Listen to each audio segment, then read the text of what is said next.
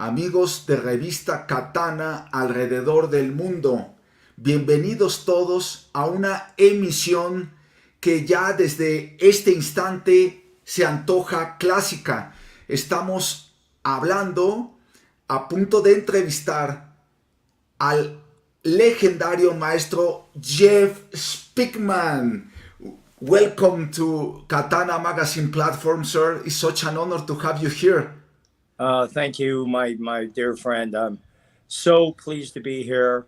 And as you know very well, I have such a great connection with Mexico and the people of Mexico. So it's really wonderful to be back in Mexico again, even if it's just virtually. Oye, dice el maestro que es un honor estar con nosotros en Katana. Somos amigos desde hace muchos años, como voy a referir en unos momentos, y bueno, pues estamos aquí en contacto con toda la comunidad de momento de manera virtual.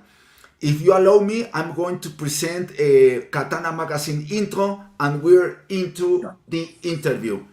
Bienvenidos todos, vámonos con el intro de revista Katana y a continuación empezamos a leer los mensajes que tenemos alrededor del mundo hacia el maestro Jeff Speakman en esta emisión especial de revista Katana. Bienvenidos.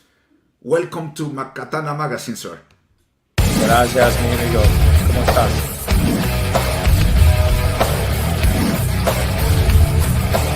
Oh, sorry, now we're back. Thank you very much. It's very wonderful to be here. Thank you for the invitation.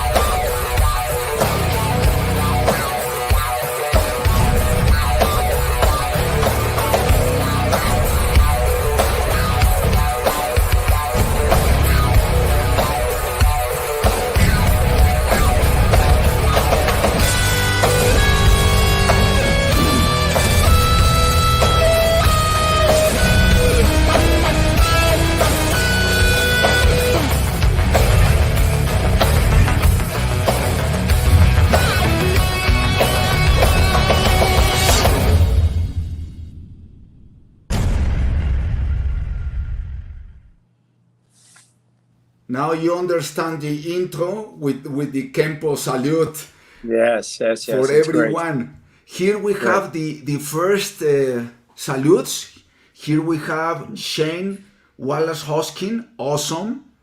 From Greece, we have hello from Greece, hi TGO. Will Lambert, hello. From Belgium, saludos desde Bélgica. Wim Lambert, again from Greece, hello Mr. Wim. Now from France, Georges Lemoine or something like that. Jeff Speakman's Kenpo 5.1 Academia en línea. Hello from Santa Fe, New Mexico. Great. Saludos.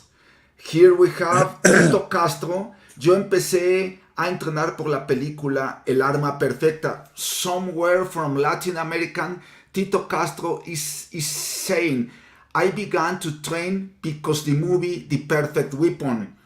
Also, we have Tony Potter from Santa Fe, New Mexico. Y justo cuando estamos leyendo a Tito Castro, let me tell the audience, sir, about this interview that has 30 years in the making.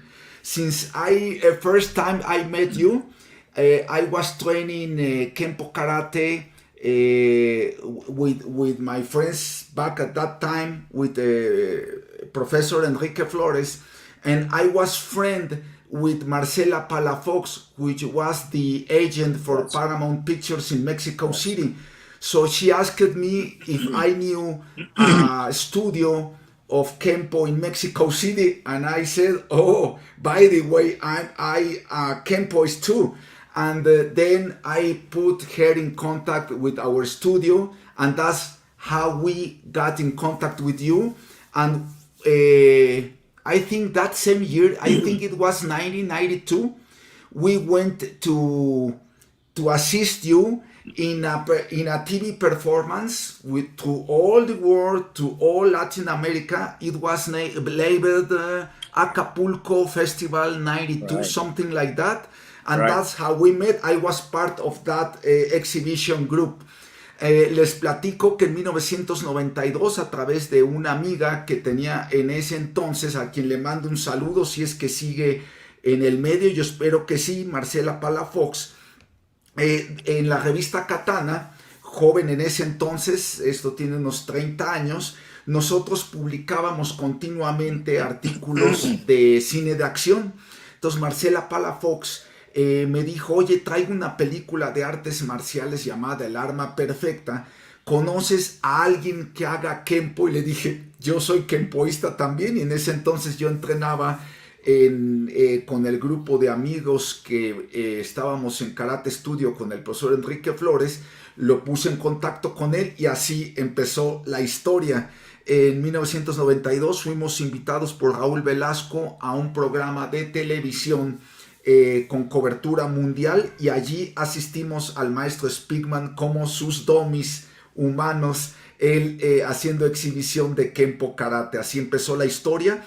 Then some years passed, and maybe 10 years later at my dad's dojo, we met again, maybe 10 years later, something like that, and then another chapter began. I want to tell the world that you were such an inspiration for me, sir. For me, the perfect weapon is a milestone, is a cornerstone in my martial arts development. I began as a little boy with my father. As you know, he's one of the first generation of martial artists in Mexico.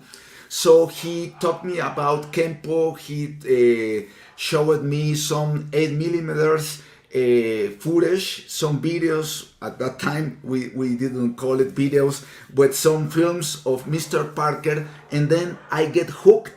And I was training at the time Aikido, Hapkido, etc. Hanmudo were my main arts at the time, but always admired Kenpo. And when I saw the perfect weapon, I told myself I want to be Mr. Speakman student, and that happened some years later. So that's how the story began. We're going to show some other messages from around the world, and I'm going to show some footage from the perfect weapon as we continue talking with Mr. Speakman. Let's show some other salutes. We have Eiconesa from Mexico. Greetings and big hug to Master Rosado and Master Jeff Speakman. Here we go, Rafael Vázquez. Greetings, amigo, good friend, good master, Jeff Speakman. Saludos. Eiconesa, your seminar was so good, and I took it several years ago. And Javier Valencia Rodriguez, hi senseis, os. I was there when the presentation of the perfect weapon took place, and I met Mr. Speakman. That was 30 years ago, or something like that. Jeff Speakman's Kenpo Pasadena, Master Anto. Hello from Pasadena, California, Anto and Marine Parshegian. Hello, sir. Thank you so much. He was so helpful for making this interview rich with footage, with videos. So very grateful with Mr. Anto. We have Ed San. Good morning, Mr. Speakman from Mexico. We miss Katana, Master Rosado. Michael Grill, hello from Riverside, California. Joel Mireles, do you remember Joel? He was at our trainings 20 years ago at my father's school. Oh my gosh. Okay, wow. Saludos from the Caribbean. Great. Okay. Great. Brother Carlos David Caña Berbel from Buenos Aires, Argentina. Oh, Excellent interview. Congratulations. Rafael Vázquez again. David López Girón. Present in this marvelous interview on Missing with our admired Master Jeff Speakman. Now, it's so nice to see you, Mr. Speakman. Armando León Rodríguez. Oli Marcial Blanca. Remember Blanca, my wife? Yes. Oli Marcial. Good evening, Grandmaster Jeff Speakman. Oh my God, and we're just warming up, sir. Just warming up. And Yes, we have salutes from YouTube platform, from Facebook platform. Sir, First of all, could we walk through some scenes from The Perfect Weapon, and we Sure. talk about the year that happened? I think it was 1991. The Perfect Weapon was choreographed by the late and legendary Grandmaster Ed Parker himself. Vamos a ver Right. unas escenas del Arma Perfecta de 1991 de Paramount Pictures, dirigida por Mark Visage, quien ya tenía en su haber otra película llamada Bloodsport, y vino entonces la película El Arma Perfecta, donde él creó una película de culto. I'm telling the audience that for me and for everybody else, The Perfect Weapon is a classic martial arts cult film right now. One of the best, if not the best, martial arts Occident has ever made. David Serna López, saludos. Greetings to Grandmaster Speakman, a legend. Marco Antonio González Arana, greetings Sensei Eric Alonso and Grandmaster Jeff Speakman. So let's talk about The Perfect Weapons, showing some footage from that moment. Sure. What are your remembrances about this classic movie, sir? Well, now reflecting on it all these years later, it's still, excuse me, I still have some COVID left in my throat. Dice el maestro Speakman que él todavía tiene algunos efectos del COVID que contrajo hace un mes. Go ahead, sir. Yes. But I was just saying that it's ever since the movie came out over 33, 34 years ago, I have still never watched it in its entirety from the time it was released, because it's just so emotionally difficult for me, because Ed Parker was with me all that time. And so I just kind of see scenes like this, and that's about it. Oh my God. I didn't know that, sir. Yes. Ahí Would you, estamos would you, viendo escenas del Arma Perfecta que reflejan muy bien la visión del maestro Ed Parker. Dice el maestro Jeff Speakman que desde que esta película se estrenó hace 33, 34 años, nunca la ha vuelto a ver de forma completa porque lo afecta mucho emocionalmente, por que el maestro Ed Parker, su maestro directo, el creador del Kenpo americano, estuvo involucrado en todo este proyecto. Todas las coreografías fueron de él y le resulta muy doloroso pues evocar todo esto. Entonces no la ha vuelto a ver de manera completa desde entonces. Ahí estamos viendo Star Block, movimientos clásicos, técnicas clásicas de Kenpo, aplicación del Star Block.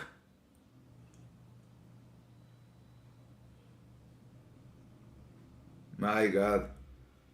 A lot of memories come back to me, huh? Yes, and for me too, as you can imagine. Dice, imagínate, para mí tantas memorias, tantos recuerdos. Ahí va cambiando de cinta, una escena clásica hermosísima. Vean cómo se fue transformando el personaje.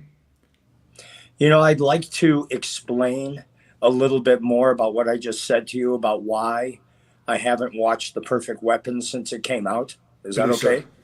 Yes, sir, please. Yes.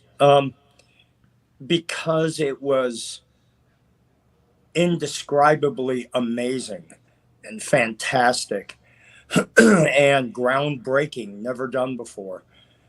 There was a lot of emotion about that. The first real Kenpo movie ever done, with Grandmaster Ed Parker right at my side. Every single day we were filming fight scenes. I would go to his house many times a week and discuss the fight scenes and how to choreograph them. Excuse me, and what he wanted to see. I wanted to make sure that I made him proud of this movie. And there's so much emotion for me because I was so close to him, that me not watching the movie is a way of me being able to control those emotions and put them behind me. I don't want to look at the past. I want to look at the future. My God. Dice que fue una experiencia indescriptible estar lado a lado del gran maestro Ed Parker, su mentor, una persona que marcó su vida. Él estaba comprometido con hacer un proyecto que hiciera al maestro Ed Parker orgulloso y bueno, se logró con creces. Cada uno de los días que duró la filmación, el maestro Ed Parker estuvo involucrado. El maestro Jeff iba a su casa todos los días también a discutir escenas en concreto para que quedara perfecta. Fue la primera película, la mejor y la única, yo creo, por mucho tiempo, que se habrá creado con el tema del Kenpo Karate. Además, el maestro Jeff, con su propio nombre en la película, es indescriptible el efecto que tuvo esto en el mundo del Kenpo. Y entonces, precisamente porque hay tantas emociones involucradas, le cuesta trabajo al maestro Jeff Speakman ver la película completa. Aquí estamos viendo escenas clásicas de combate contra un grupo de malosos. Escenas. The choreograph, it was ahead of its times. Do you agree, sir? Yes, I do, but that I was able to accomplish that because I had Ed Parker with me, and there really had never been a Kempo movie done before that really highlighted the art. My God, also the edition is impressive, ahead of its time. My God. Mr. Parker was also involved in camera angles to portray the best way possible the techniques, I think so. Oh. Uh-huh.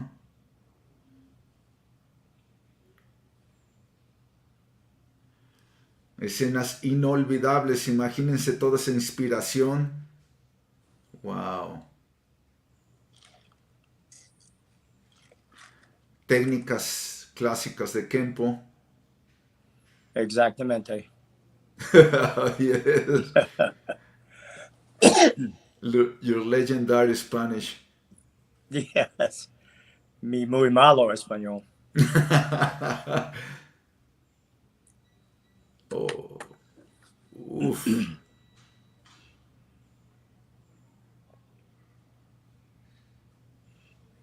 Wow.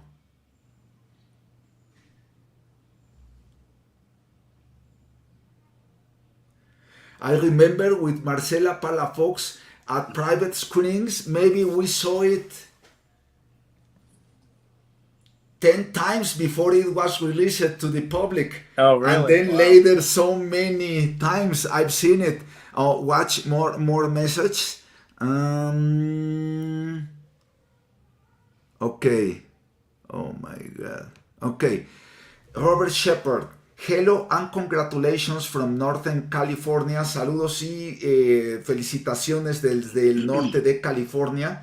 Javier Valencia Rodríguez. Your movie was a great inspiration for all of us. Tenemos a... bueno, tenemos otro de North Bay en Santa Rosa, California. Tenemos a Georges Lemoine, otra vez desde Francia. Hello in Normandy, Dieppe. Tenemos a Marco Antonio González Arana. Saludos al sensei Alonso Rosado y al gran maestro Jeff Speakman. La película El arma perfecta es asombrosa. Rafael Vázquez, very involved. Saludos, good senseis. Jeff Speakman, Alonso Rosado. Congratulations to all in Katana magazine. Oh my God. So, Mr. Parker was also involved into the best camera angles to portray the best way possible the Kenpo techniques, I think so? Yes. That actually was a very, very complicated a thing that we had to work through in The Perfect Weapon, because normally, if you would look like at a Van Damme or Seagal movie, the cameras are put in a different place to make the fight scenes look more dramatic. but Okay. they would be less practical. So what we needed to do was maintain how dynamic Kenpo was, but also to keep the camera at an angle that would show the skill of Kenpo, right? So that was a very, very difficult. We had to practice many, many times because the camera had to be at exactly the right angle, or else the technique looked really bad. So there was no room for error. But we figured it out. And once you get going, once the first day of fight scene is over, then everybody kind of knows. They understand. We work together. I'm very, very open on the set. I like to talk to the cameramen and to everybody. How can we do this better? How can we do that better? Because the movie is the boss. The movie has to work at the end of the day. Ok, está diciendo algo muy interesante el maestro Speakman. Le pregunto que si el maestro Ed Parker, porque el maestro Ed Parker, adelantado a su tiempo, él ya tenía mucha experiencia en películas de 8 milímetros. Él también había participado en otras cintas como de La Pantera Rosa, de Pink Panther Adventure, I'm telling the audience. And he knew many things about angles, camera angles, and so and so. And entonces el maestro Ed Parker sabía exactamente los mejores ángulos de cámara para mostrar las técnicas, la ejecución de los movimientos de Kenpo para la audiencia. Si uno ve las películas de Van Damme o de Steven Seagal o por ejemplo de Jason Supremacy, the camera angles are very tight, very close to hide also some flaws in the fight scenes. But Master Ed Parker wanted it open to Yes. portray the whole transitions of the Kenpo techniques. Entonces el maestro Ed Parker lo que pedía es que se pudieran ver en su totalidad todos los movimientos corporales involucrados en las técnicas de Kenpo del arma perfecta.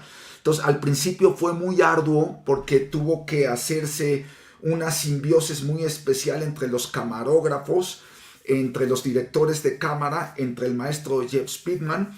Y por eso es que el arma perfecta es única, porque muchas veces, como ya dije, en cintas de otras estrellas, sin demeritar, o en cintas como la Supremacía Bourne, siempre los ángulos de cámara son muy cerrados.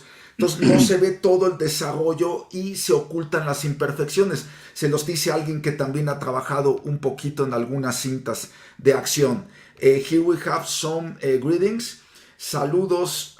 Oh my God. Greetings from the Laboratory of Microbiology of the National Institute of Medical Science and Nutrition, Salvador Subirán. Great admirer of Master Jeff Speakman, Isra Mateos. ¿Qué tal este mensaje de Isra Mateos? Un saludo. Tenemos a José Gerardo Costa Rica. He's a coach in Taekwondo, sir. Greetings, Grandmaster Jeff Speakman, Master Alonso Rosado, Katana Magazine, always with excellent guests. Did you hear the salute from the Microbiology Institute of National Medical Center in Mexico, from the laboratory? No? They're greeting you from that high institution in Mexico City. Great. I Great. think the signal went off a little, just a Yes, second. yes. Efren Diaz from National Mexican University, a legend, Master Speakman. As a student, dice, como estudiante, es empoderante ver los movimientos que usa hoy en día, todavía ejecutados por el maestro Jeff Speakman, Elisa Overton. Wow. Wow, many, and wow. Yes, and I want to, if I can, you were just asking me. We were talking quite a bit about the camera angles and how to shoot Kenpo the right way and all of that. I want to share a very quick story with you about that, if I can. Please. For people who are fans of the movie, if you look at what we call the wallet fight scene, which is the scene with those four guys out in the alley, and remember they want my wallet and I give it to them, and Yes, then yes. that was a fight scene that was filmed after the movie was complete. My God. And yeah, and that's a very, very expensive thing to do, because then you've got to bring back the original crew, because they're the ones that know what it's supposed to look like. And if they're not available, you have to go get them and pay them more money, and it's a logistical nightmare. But they wanted to do it because, and this is the point, remember the gentleman who produced and directed is named Mark DeSalle, Okay, and yes. he was the one that did Van Damme's first three movies, which were Bloodsport and yes, and Kickboxer yes. and Death Warrant. And so he was used to working with a martial artist like Van Damme. And so he kept having to reshoot or re-edit the same move 3, 4, 5, 6 times to make the fight scene look more exciting. And here we were on the extreme opposite of that, because we would be able to have so much go on in one fight scene. So there was always this conflict between Mark DeSalle and Paramount, because he kept editing the fight scenes, because that's what he's used to doing, to apologize for Van Damme's lack of talent. So without Wow. having to do that here, finally Paramount was so adamant that they hired and brought back the crew for us to shoot another fight scene without all of those edits. So when you look at the movie, if you look at the wallet fight scene, it looks very different than the Taekwondo fight scene, for example, because the camera stays back and there's very, very little editing. And they wanted to spend the money just to show that if you back off and just let this Kenpo thing happen, it works beautiful without all of the editing. So now, for people who know the movie, go back and watch any other fight scene and compare it to the wallet fight scene, and you'll see it looks very, very different from an editing point of view. Wow. Such an insight, sir. Está diciendo el maestro Jeff Speakman algo interesantísimo. Fíjense ustedes que Mark Dizal, que fue el director de 3 películas con Van Damme, entre ellas Contacto Sangriento, estaba acostumbrado a hacer muchísima edición en las películas de este actor, también en el caso de otros actores, porque había que esconder, ocultar algunos defectos en los movimientos, en las transiciones para la cámara. Entonces la película tomó mucho tiempo en editarse a Paramount, porque Mark Dizal estaba muy acostumbrado a hacer esto. Sin embargo, cuando se dio cuenta de la capacidad del maestro Jeff Speakman, de que el Kenpo se trabajaba muy diferente y que se podían tener planos secuencias casi continuos, entonces volvieron a reunir a todo el equipo de producción para filmar la escena de la cartera. Actually, the only scene, one of the only few scenes that I strip off from this footage. So I apologize. I'm talking about the wild scene. Entonces es una escena clásica donde él dice, "You want this?" Muestra su cartera, está rodeado por 4 tipos y en un solo plano secuencia acaba con todos. Entonces Mark Dizal quiso reunir a todos para mostrarle a Paramount que aquí estábamos hablando de otro nivel totalmente diferente, que el Kenpo se podría mostrar y al maestro Jeff Speakman se le podría fotografiar desde el punto de vista fílmico sin tanta edición. Y si uno contrasta la escena de la cartera con las otras escenas del arma perfecta, uno va a notar que la edición es casi limpia, casi continua, a diferencia, por ejemplo, de la pelea con los pillos de Taekwondo u otras que aparecen en la película. Very interesting, sir. Never heard before. Yeah. And sir, we have some other salutes. We have Antonio Fonseca. Master Rosado, a question, una pregunta para el maestro Speakman. Has your view of Kenpo changed at all? This in terms of your appreciation of the art and the way you teach it, given the circumstances of this pandemic. El maestro Antonio Fonseca está preguntándole al maestro Speakman, ¿ha cambiado su visión del Kenpo? Esto en términos de su apreciación del arte y de la manera de enseñarlo debido a las circunstancias de esta pandemia. Interesting question, sir. Yes. For me and for my Kenpo 50 family, we were very, very far down the road with developing our own system long before COVID came around. So the answer, the truthful answer is yes.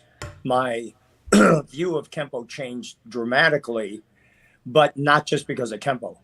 Over time, what was really confusing for me, and I mean over tens of years, what was really confusing for me was there were so many people who were around Mr. Parker long before me, and all during the time I was there. And then after he died, I, of course, assumed that everyone was doing what he asked, doing the curriculum, doing all of the techniques and the extensions and all. Even if some of the extensions they didn't do, they were still doing the forms, the katas, that were the requirement for those belts. And over the decades, I was learning that all over the world, that was not the case, that they were not doing what Mr. Parker asked them to do. And I'll tell you honestly, for 39 years, I was completely ignorant that the people who were really close to Mr. Parker did not know all of the sets and forms and techniques that were required clearly for 39 years for their rank. And that means that even 10, 15, 20 years after Mr. Parker died, you could have sought out that information and you could have learned it because that's what he wanted. And they didn't do it. And they still haven't done it today. So that was a lesson that I learned that was a very, very difficult lesson to learn, that the people I looked up to didn't know the art and didn't care to learn it. Oh my God. I can try to get my head around the idea that, okay, maybe the information wasn't available to you. Maybe it was because, of course, the internet wasn't around then. So communication, all that. What I can't figure out is that why you didn't try later. And I don't mean come to me. My plate is full. I don't need any more students. If you want to do Kenpo 50, great, reach out. But I'm not in search of students. So you don't need to come to me. There are many places for you to go to learn the extensions, to learn the kata number 7, kata number 8. So I'm pleading with the Kenpo karate world, not the Kenpo 50 world, of course, because we do everything. But with the Kenpo, just reach out to somebody and learn what you're supposed to know to be wearing that degree black belt around your waist. Wow, el maestro Speakman está diciendo, bueno, en referencia a la pregunta que vimos hace unos momentos, miren, aquí la vamos a repetir, del maestro Fonseca, que su visión del Kenpo ha cambiado y su apreciación del arte durante las circunstancias del COVID. Y el maestro Speakman dice que en efecto, que tiene que confesar que el Kenpo se encontraba atrasado en términos de difusión, de desarrollo del arte, más bien en cómo diseminarlo, y que por 39 años el maestro Jeff Speakman, dado que había otros personajes que habían entrenado previamente con Mr. Parker, asumía que todos ellos tenían el conocimiento completo del Kenpo. Sin embargo, cuando el tiempo pasó, cuando las décadas empezaron a acumularse, se dio cuenta que no importaba que tuvieran altos grados, muy pocos, si es que alguno, sabía realmente todos los sets, todas las formas, todos los movimientos, todos los conceptos que involucraba el Kenpo Karate, cómo lo concibió el maestro Ed Parker. Entonces, pues él se tuvo que dar cuenta de la dura realidad. Hay muchísimas personas a quienes les podrían preguntar cómo hacer forma larga 5, 6, 7, etcétera, etcétera. Pero eso no implica que conozcan realmente todo lo que involucraba el Kenpo Karate, cómo lo concibió el maestro Ed Parker. Go ahead, sir. Sir, Greg Davis, hello, Master Speakman from Dallas, Texas.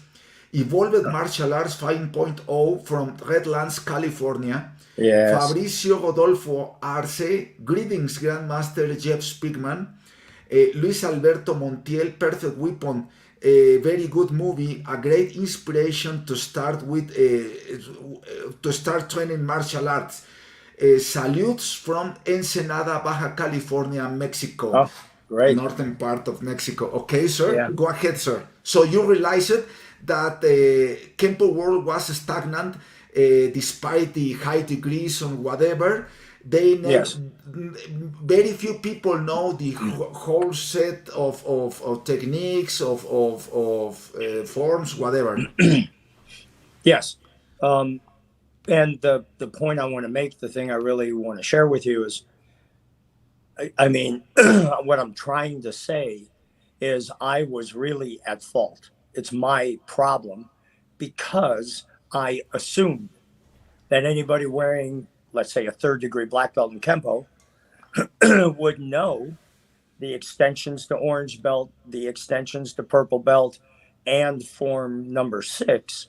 All of those are very clear. The information is everywhere, and it is your responsibility to know that, to wear a 3rd degree black belt. And again, you know, if I tried to argue the other side and say, okay, well, that information wasn't available, or Mr. Parker was angry at my instructor, so they didn't get the information, I can understand all that. But it's 33 years later, 34 years later. All you got to do is try. All you have to do is care that you want to learn the actual art that Ed Parker was teaching, and just reach out to somebody who knows the information.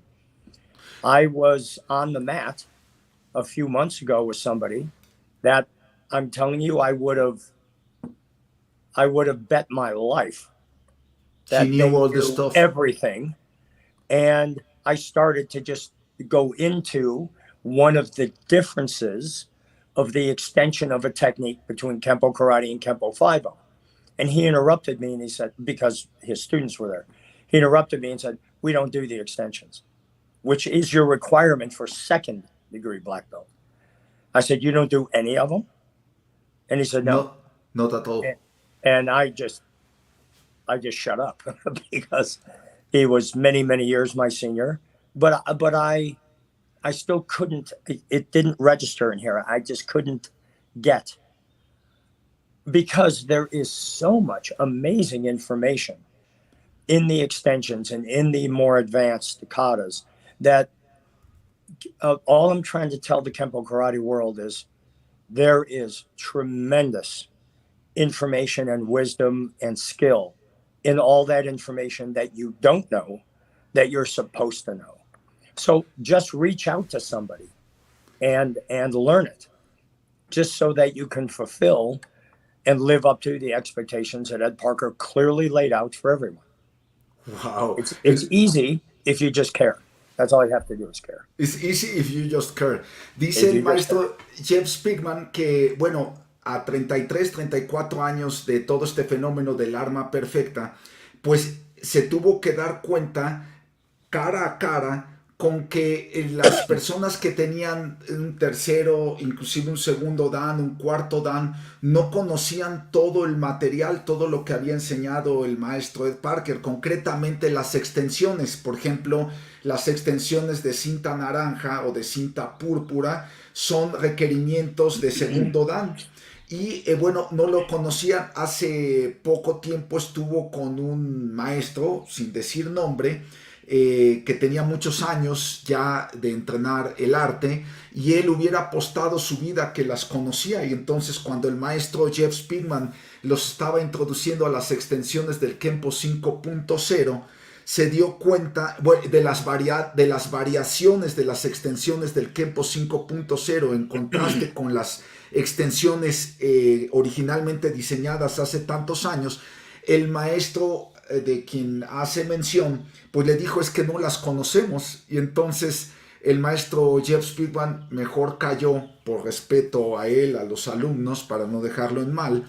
Y dice, ¿por qué no lo hicieron? Ahí estaba la información. ¿Por qué siempre el maestro Jeff estuvo en el tatami? ¿Por qué nunca se acercaron a alguien que las pudiera saber y que con gusto los hubiera ayudado? Era una realidad, sir. And do you think it's a good idea for the audience who don't know well what we're talking about when we talk about extensions and whatever, to show them a little bit of the last Kenpo camp, the Fighter .00 22, in order they grasp a little of this idea? Do you think it's a good idea? Do you have that? If you have that footage, that would be great. Okay, let's go through. Yes. El 7 de julio, July the 7th, el maestro Jeff Speakman fue promovido al grado de 10º dan por no otra persona que el legendario maestro Benny Dijet Urquides. Este legendario combatiente guerrero lo promovió al grado 10º dan con el apoyo de muchísimos maestros de artes marciales en el mundo del Kenpo. Un grado de esta naturaleza es concebible. Y entonces, pues para que toda nuestra audiencia sepa de qué hablamos cuando hablamos de las extensiones, de todo lo que el Kenpo 5.0 implica, vamos a mostrar un poquito del campamento de Las Vegas de julio de 2022, este año, este mismo mes, para que se den una idea de lo que implica. And by the way, let me give... here we have Mario León. Hello, saludos, Master Jeff Speakman, Master Alonso Rosado, from Teotihuacan, Mexico. Remember Teotihuacan, sir? Sure, yeah. Now, hello, Mr. Speakman from Riverside. Let me show the audience a little of Teotihuacan. Hubo una conexión muy especial con Teotihuacan, un lugar guerrero, como sabemos. Miren, estas imágenes son de ese entonces. Aquí tengo el honor de estar con el maestro Jeff Speakman. Vean al maestro Jeff Speakman en acción en Teotihuacan. Original Katana magazine cover. Also in Teotihuacan with that beautiful picture. Okay. Beautiful. And now let's see some footage from last Kenpo Fighter 2022. Gran salud to Grandmaster Jeff from Michoacán, Mexico. On behalf of the Last Defense Organization, Peregrino Brothers. You remember them well, sir? Absolutely, yes. Un saludo a toda la última defensa. Saludos, Maestro Peregrino.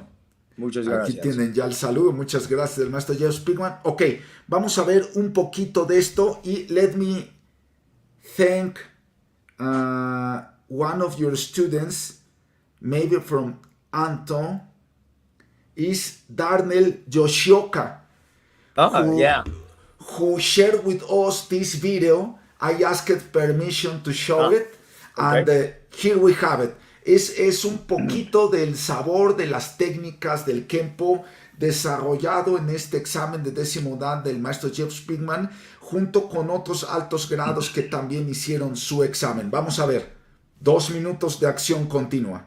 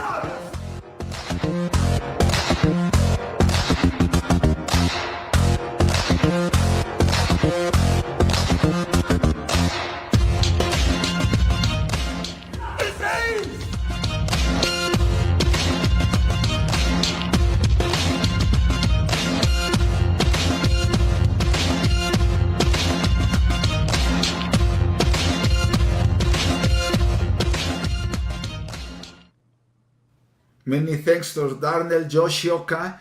And also, let me show a first clip from the old times in Mexico City at my dad's dojo. It was almost 20 years ago. Esto tiene casi 20 años. Fue filmado pues con una cámara Sony que teníamos para eso en ese entonces. Esto es en la escuela, como lucía ahora luce diferente. Hace 20 años, porque we have the blessing of have you there several times over the years.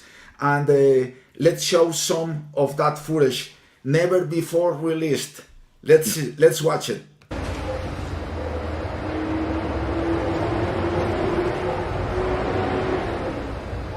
I think you were teaching Mr. Anto. Yes. This is Form 8.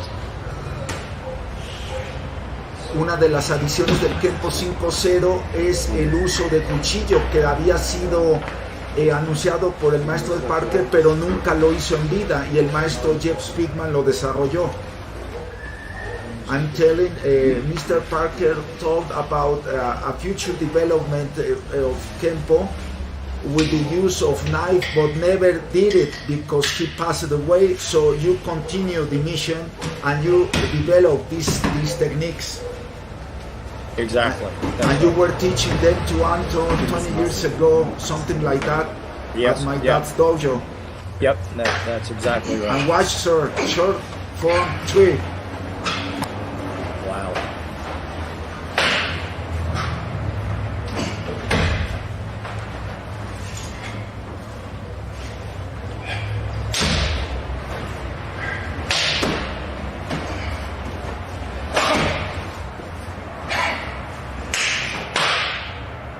Okay?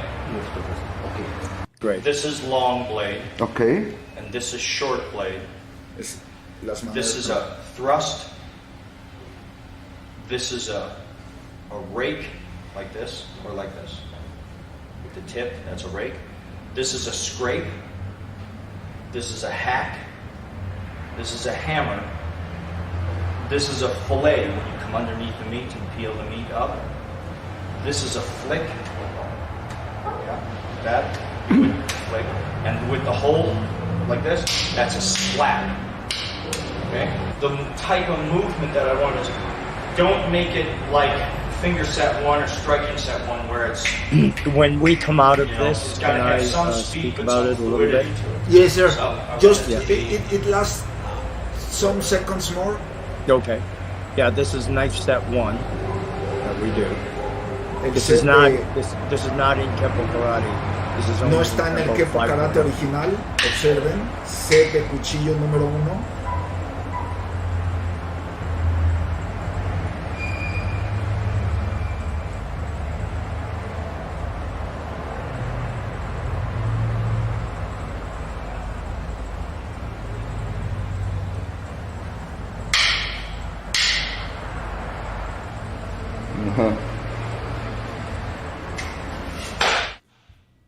Footage from 20 years ago, sir. Yes, no, and that's what I want to mention. You know, it's just so amazing that you and I have been such good friends for well over 20 years, 30 years. And that is exactly the relationship I have with all of my black belts all over the world.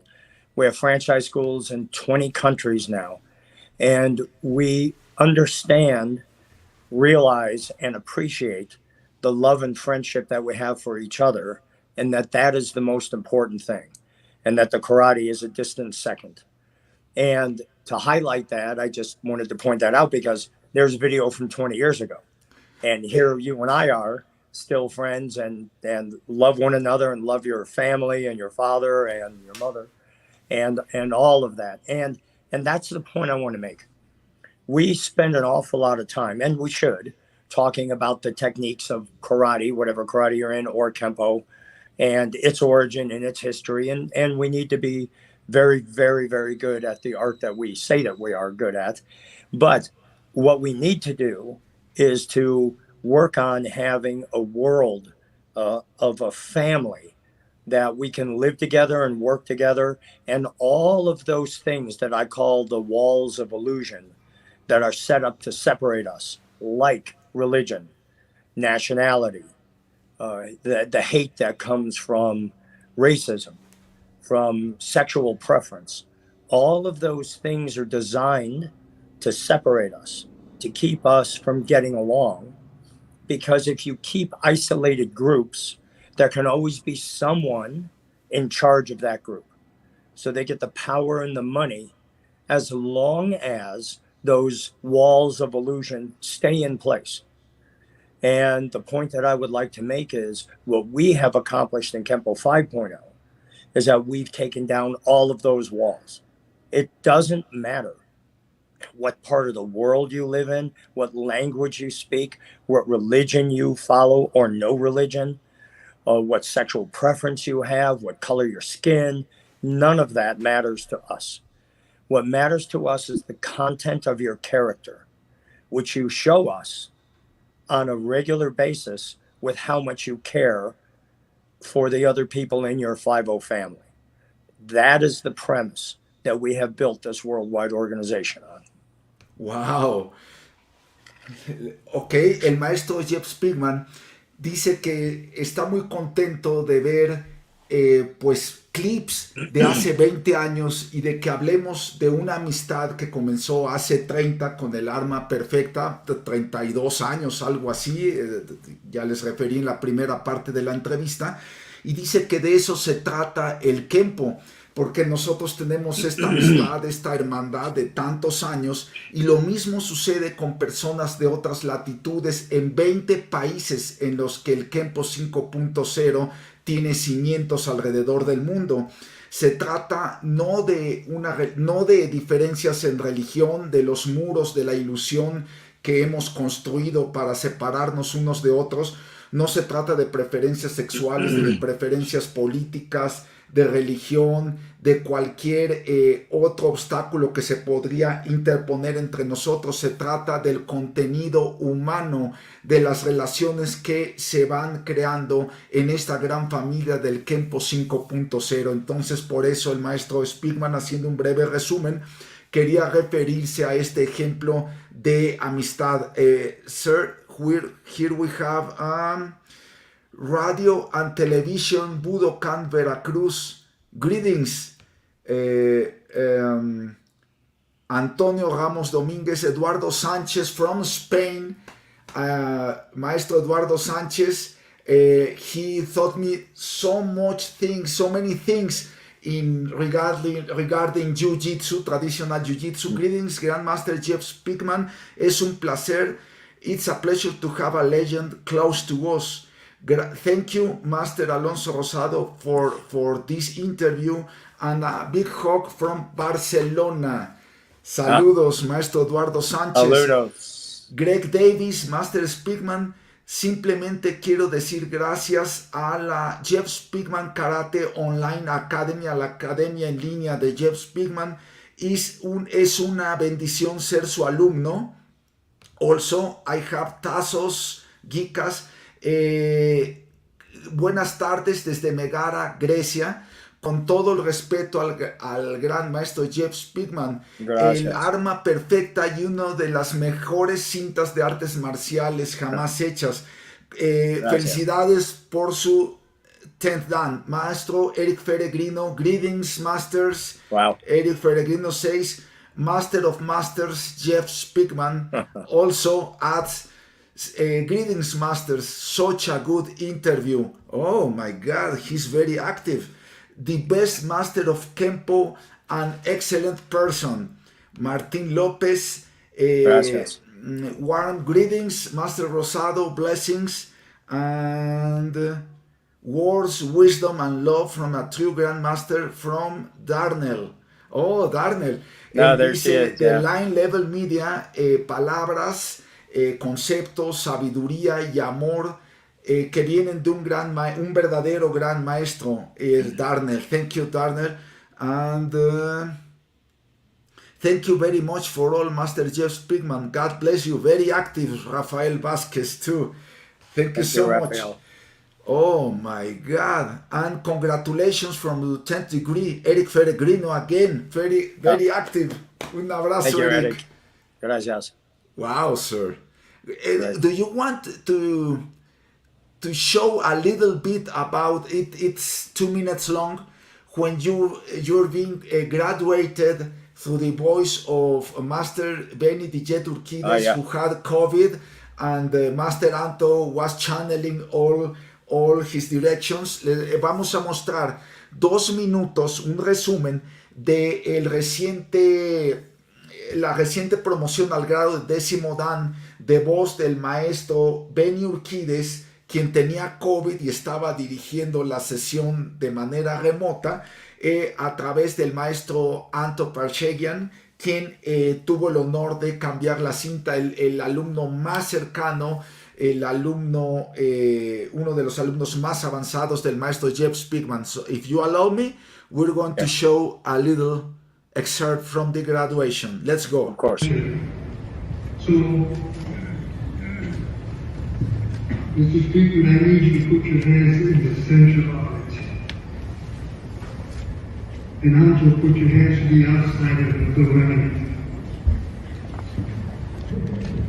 And then there's Anto, for all of your energy and vibration that you will send into this writing to Mr. Toda la energía del momento canalizada en este acto. In time once.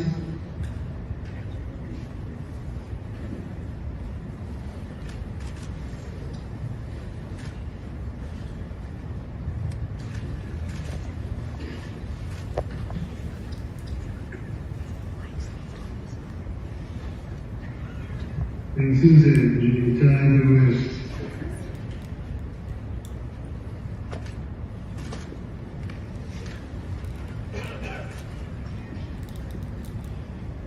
And we both stand and face each other. For me, Master is Speakman. In my heart, you will always be the Master that I always do your work. Siempre tendrás mi respeto y mi apoyo, maestro Speakman, de la voz de Benny Urquides.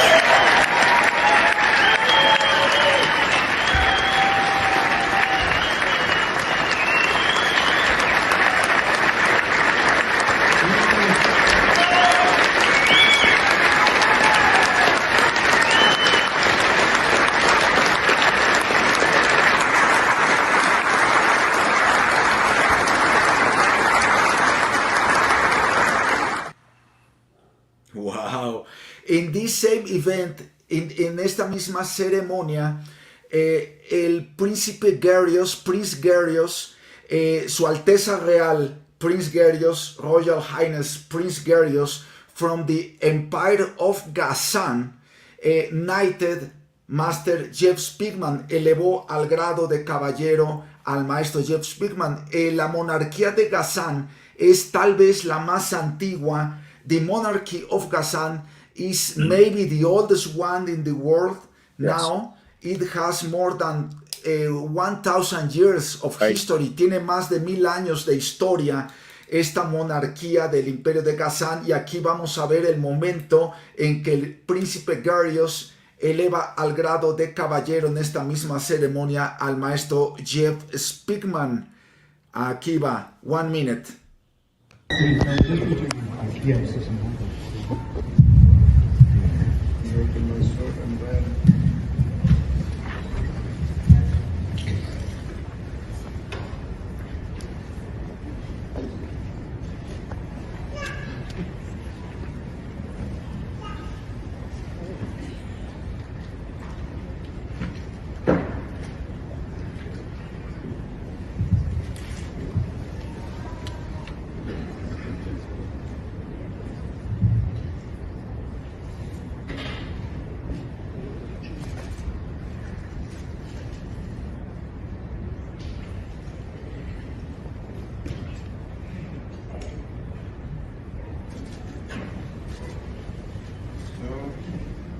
The option of slapping him or kissing him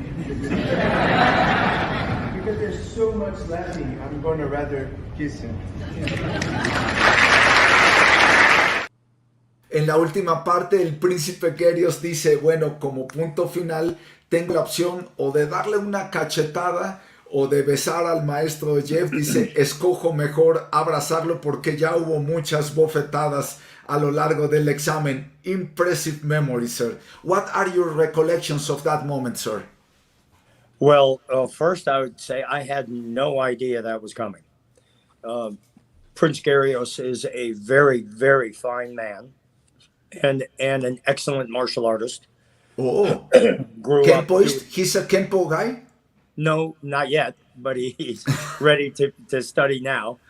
And but when we first met was several months ago when I received the award from the film industry for an Icon of Martial Art award. Oh. And I met him there, and we became very good friends.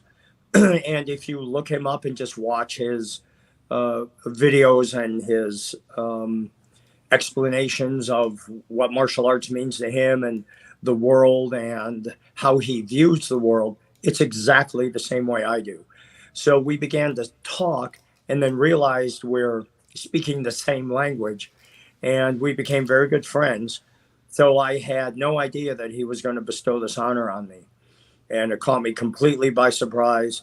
And it was really a high point of my life, not just of my martial art career, as you can imagine. So I was deeply humbled by that and very, very grateful that he would think that much of me to bestow that honor on me.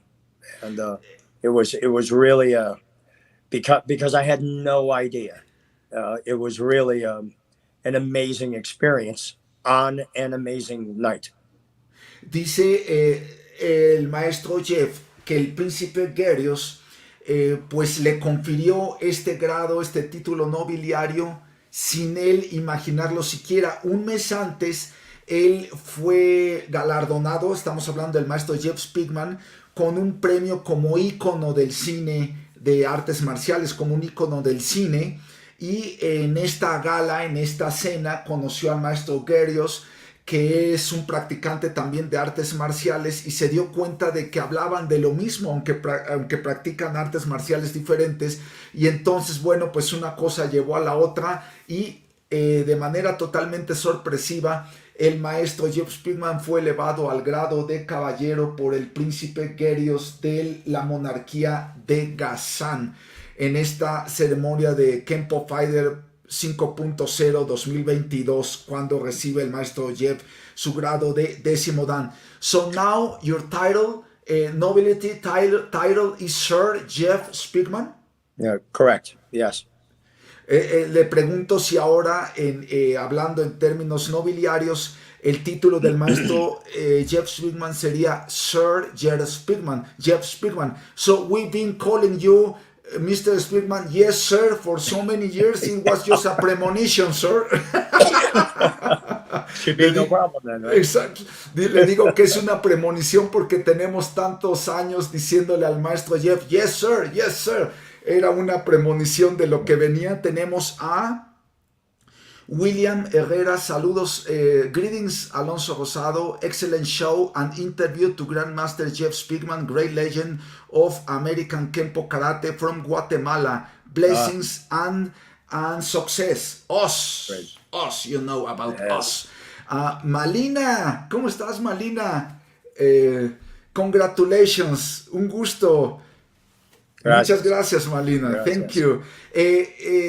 She's the companion, the wife of a very close friend of mine from the movie industry.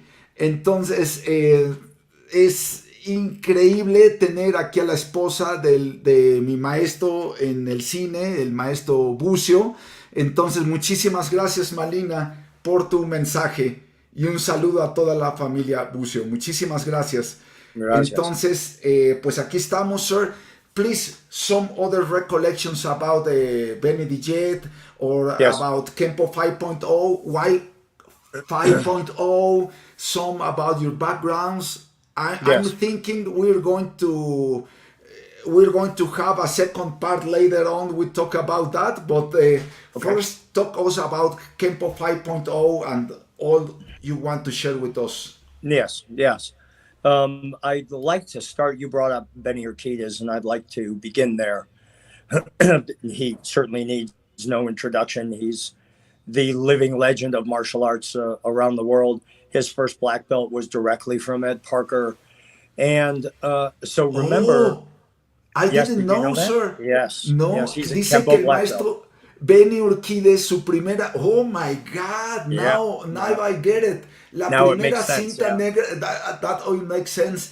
Dice que la primera cinta negra que recibe el maestro, el legendario maestro Benny Urquidez, fue directamente del maestro Ed Parker.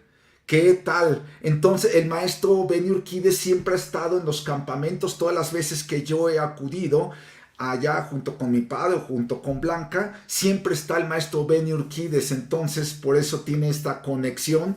Y muchas gracias, Malina, otra vez. Julián Bucio, un abrazote. Tenemos a Wim Lambert. Greetings to Master Jeff Speakman from Alberto Compelai, Noruega, from Norway. Oh Yes. my. Yes. Okay, here we have two other salutes I was missing. Excuse me, sir. Sure. Thank you for sharing the video in your father's dojo. Anto dice que muchas gracias por mostrar estos recuerdos en el dojo de mi padre. It was my pleasure, Master Anto. Iván Trejo, greetings to those legends of martial arts. I don't deserve it, but he says so. Grandmaster Jeff Speakman, Sabonim, Alonso Rosado, Rogelio Flores Aguilera, Shihan, from Kenpo, I mean from Shotokan Karate. Oh, great.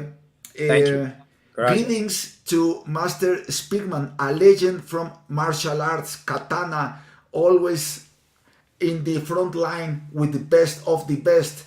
Shihan, Rogelio Flores, Shotokan Ryu, Caseja, México. Shihan, muchas gracias por tu saludo. Tenemos a Alfonso Torregosa.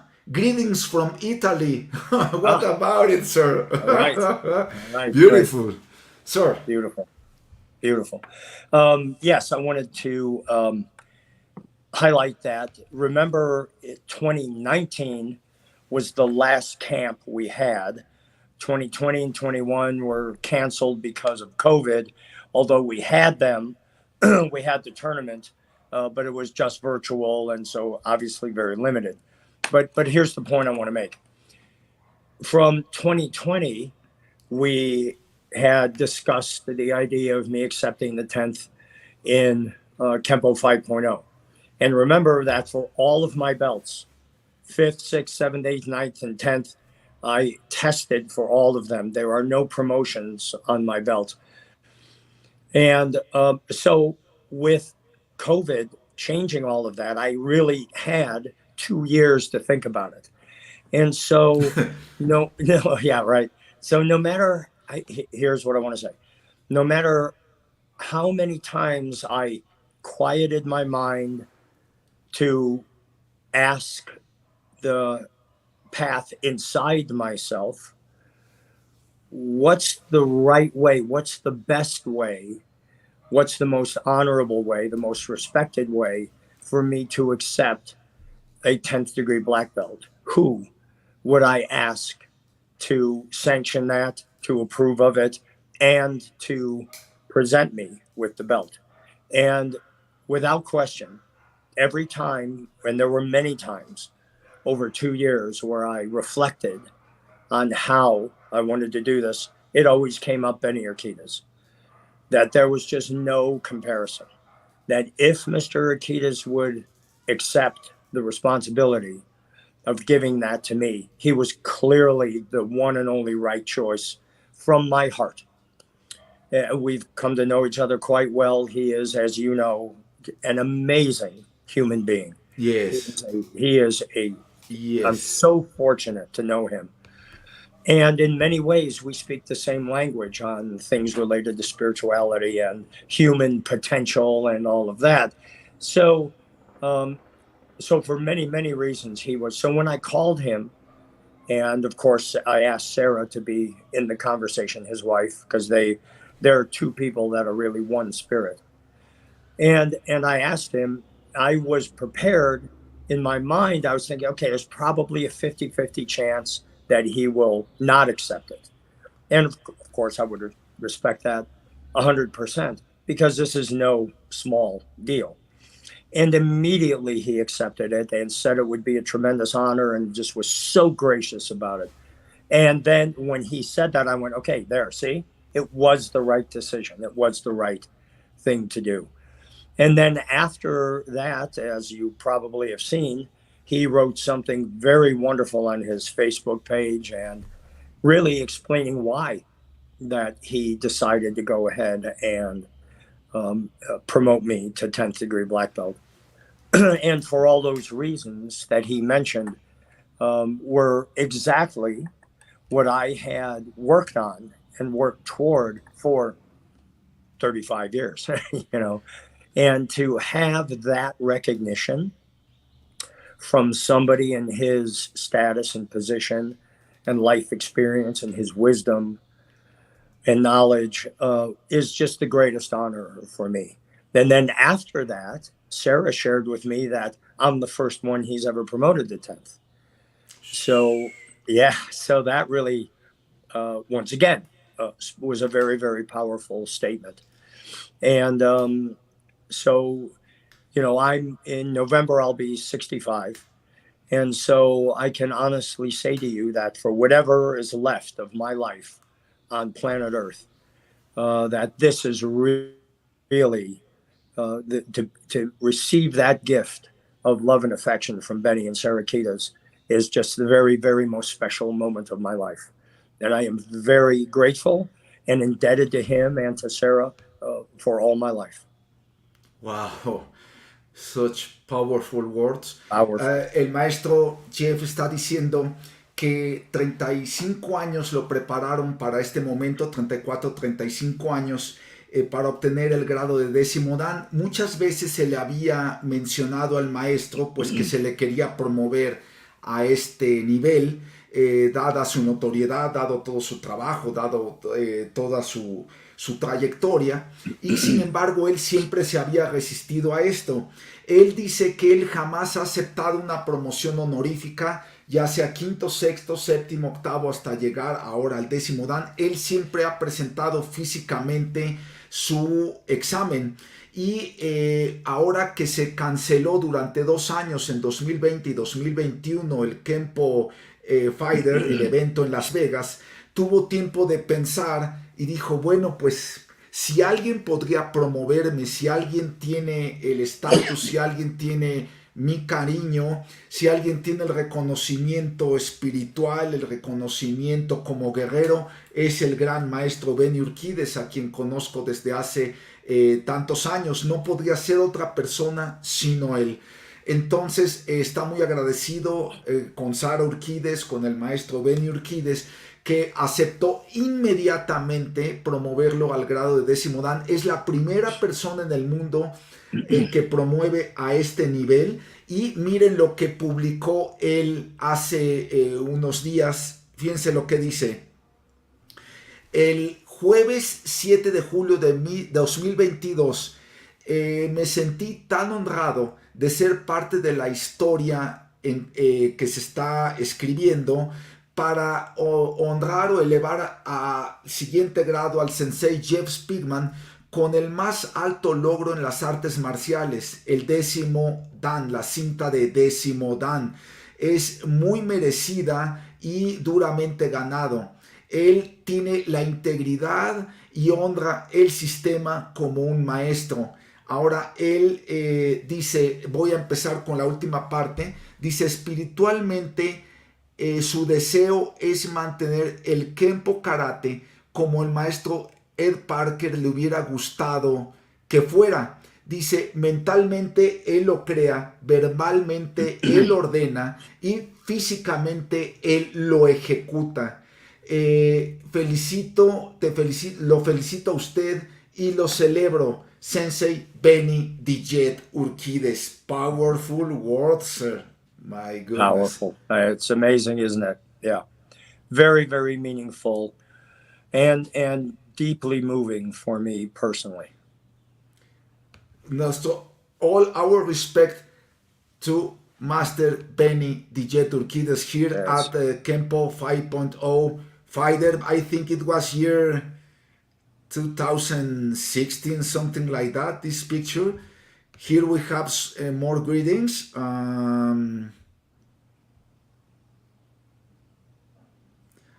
So well deserved your degree. Eric Feregrino, Oli Marcial, greetings, Master Anto, and to all the family, the Kenpo family. Oh, beautiful, sir, beautiful. Yeah. Sir, do you think it's a good idea if we show another 20 years old footage, 2 minutes, and then we go to we walk through some of the iconic techniques of Kenpo, and you explain to us the difference of the old Kenpo, why we call 5.0 Kenpo, yes, and let's understand more with the viewers. Do you agree, sir? So yes, let's see. Absolutely. Second part of the old Katana Papa Alonso footage, hidden footage so far. Now let's see second part. The problem is here, you can pull the knife back and cut me on the way out. So I have to do something. Interior action. Immediately it's a kick to the groin. Then I trap the knife in the hand, I step back and turn you over and kick to the ribs, kick to the face, and step forward. Now I manipulate around, press here so I can take the knife out shortboard. Strike to the chin, cut the neck. Go into the mouth through the cheek, come off the front of the mouth. Cut here, position, press, check, check. Press the knife into the arm. Then reverse, strike to the groin, wrap. Cut the femoral artery, cut the Achilles tendon, and cut the bone. On the way out. So, I go up, kick, back, kick, 1, 2. Take the knife out, hit the jaw, throat, cheek, deltoid, position, check, testicles, wrap here, cut, cut, cut. Easy.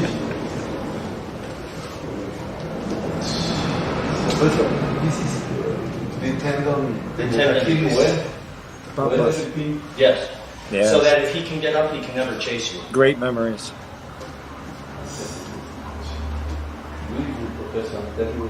As you step, I come this way, go into the elbows. Then I check, take you with me, again. Hear my screaming, sir. Cut, go over on top position, cut, as I hold.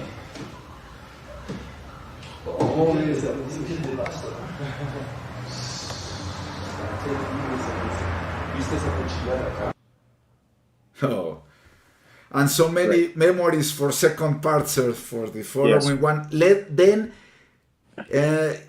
I have shield and hammer. I have 5 swords.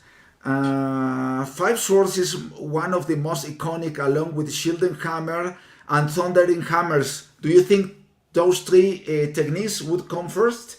And then we talk. Yes. Yeah, I think if you start with 5 swords, that would really help. Okay, let's go. So you want to do that? Okay. Yes, sir. Let's go. Okay, so the second technique of our combat model is called 5 swords. So let's have a look. So in the first technique, shield and hammer, he came in and we went 1, 2, but before I can hit him in those, he fires his right. So see, my hand is here to check, but I will bring my right hand down on that radial nerve, of course, hammering inward block. So what I want to point out, drops the shoulder, creates an angle of opportunity for me to chop the side of the neck. Excuse me, sir, I think the sound is too loud. Maybe after returning. With a cross check, 4 knuckle to the ribs, which brings the head down. Move up the circle to a forward bone, strike the back of the neck, side of the neck, unwind, strike down. As he's falling, I lift him back up with a heel palm, rebound off, collapse into the trachea, pivot to a reverse cat stance, and do a heel kick to the groin, and then cover up. Okay, let's go.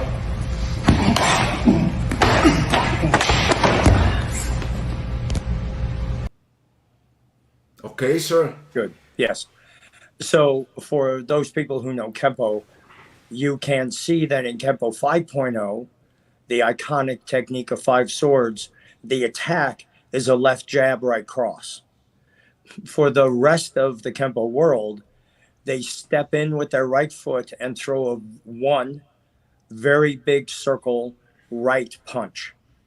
So that's kind of what I wanted to highlight is one of the differences of Kenpo Karate and Kenpo 5.0 is the attacks all changed because nobody is going to punch like that in the street because MMA has become so incredibly popular and powerful all over the world. You need to evolve and change your art so that it addresses that problem. So one of the ways we look at the difference of Kenpo 4.0 and Kenpo 5.0 is that Kenpo 4.0 and everything before it was really how to fight the drunk in the bar.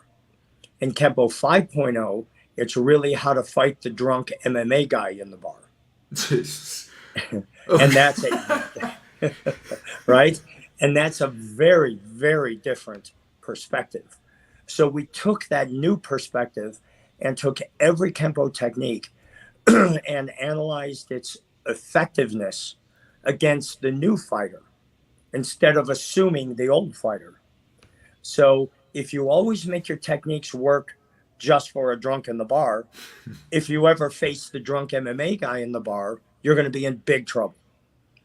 So we wanted to change the perspective of what Kenpo Karate addresses. Instead of the guy from 30 years ago, let's address the guy from today. And that's the true motivation.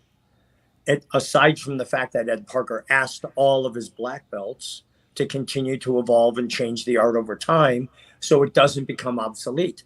That's a direct quote. So Wow. This is exactly what he wanted. Another great quote from him was, "When I'm gone, I hope no one traditionalizes my art." Oh my God. Right. And almost Beautiful. everyone has. Almost no one. There really are just 4 guys who tried to evolve the art.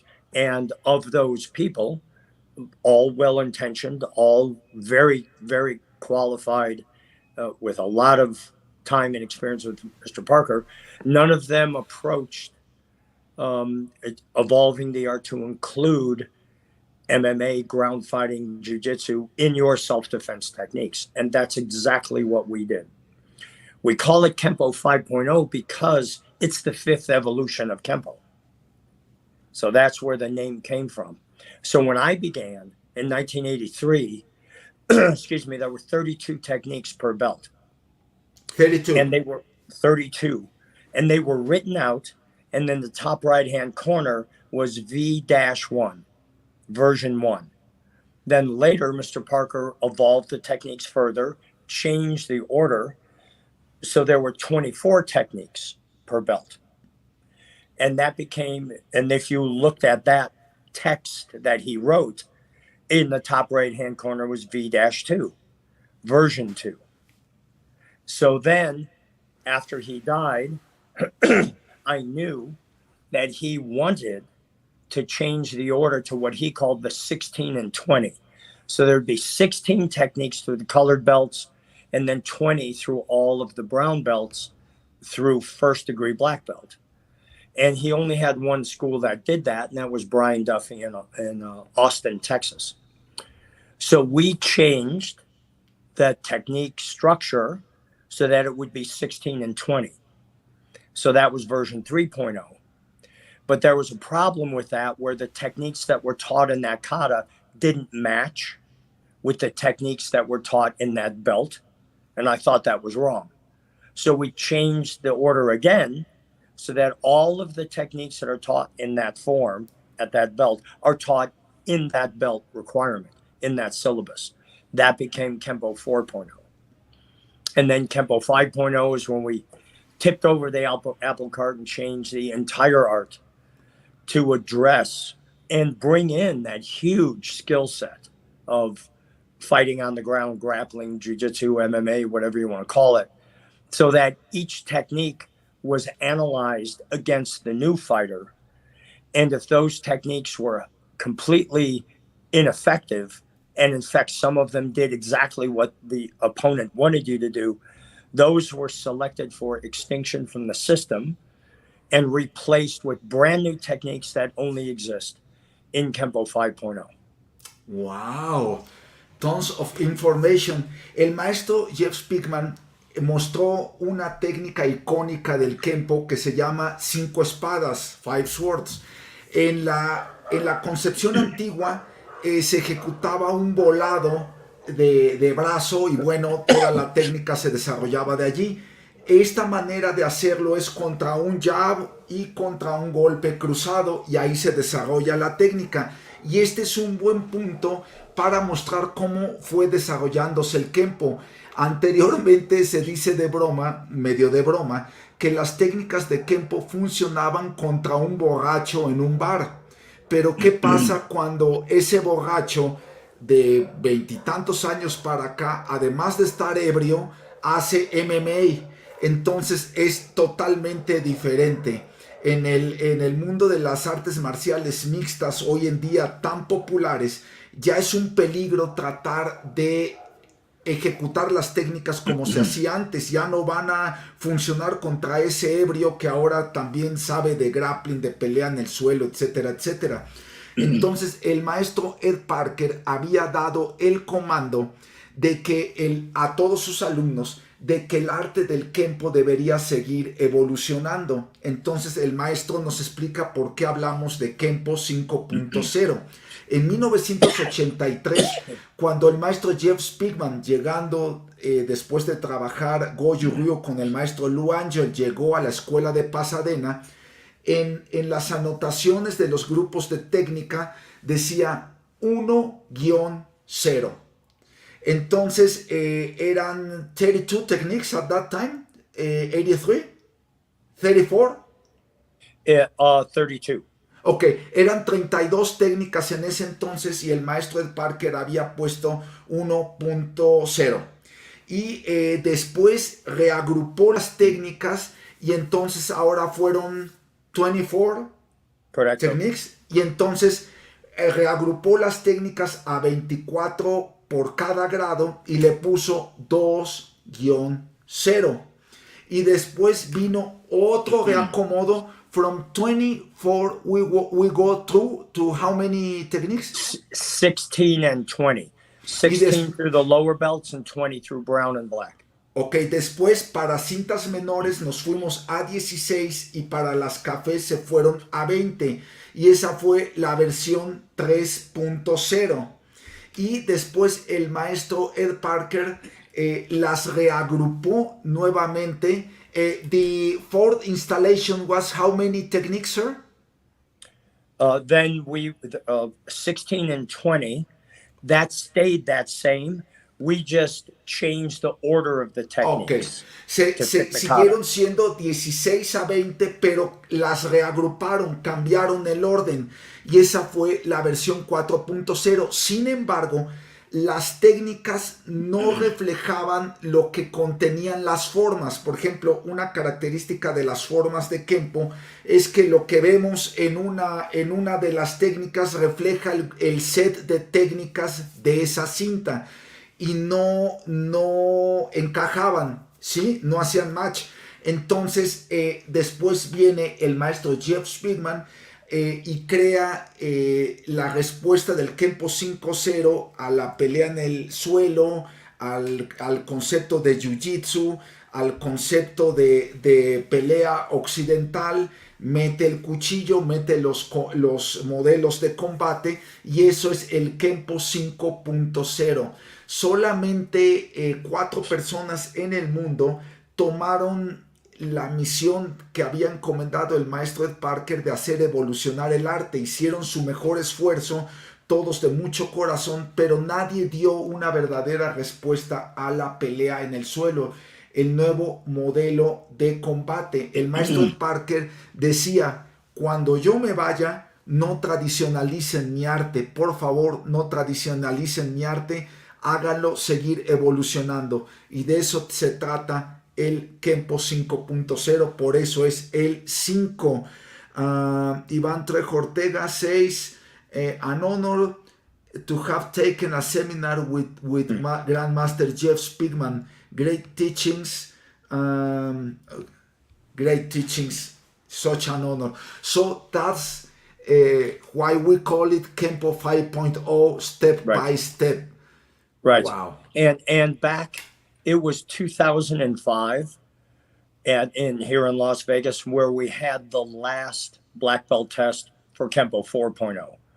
And everybody knew. Yeah, sorry, go ahead. En el año 2005, en el campamento de Las Vegas, se llevó a cabo el último examen de Kenpo 4.0 con el modelo anterior, que todavía se quedó tal como lo había concebido el maestro Ed Parker. From then on, it kept evolving. Yes, from then on, it kept evolving.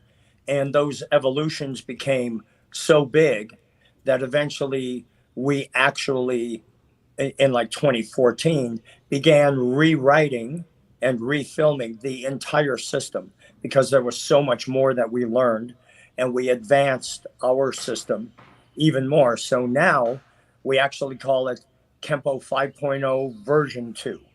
Or we call it Kenpo 5.0.2.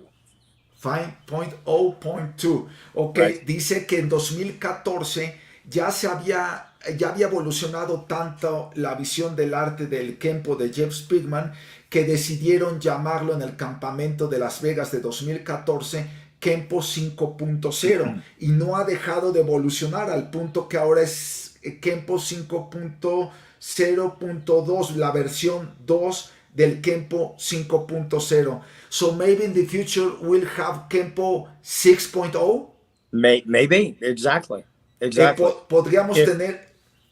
If that happens, it will happen from someone else, not from me, and it'll probably happen after I'm dead.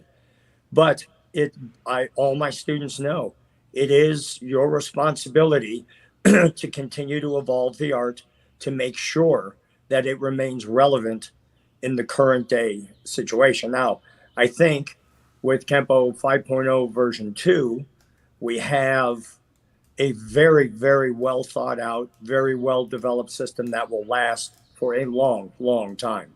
But you are correct. It should continue to evolve and change because that's exactly what Ed Parker asked us to do. Le pregunto al maestro Jeff Speakman, entonces en algún momento esto va a seguir evolucionando al punto de que tendremos Kenpo 6.0 y me dice sí, es verdad, eso va a suceder en algún punto, a lo mejor cuando yo me haya ido. Todos mis alumnos saben y conocen que su misión es seguir evolucionando el arte justo como lo hice yo. Entonces el chiste es no mantenerse estancados, seguir evolucionando, y la versión 2 del Kenpo 5.0 piensa él que va a mantenerse por un largo periodo, puesto que da respuesta a muchas de estas problemáticas. Now we have greetings from Norway. Tenemos saludos desde Noruega from Dr. Nils Erik Volden, a good friend. Great program, greetings to you both.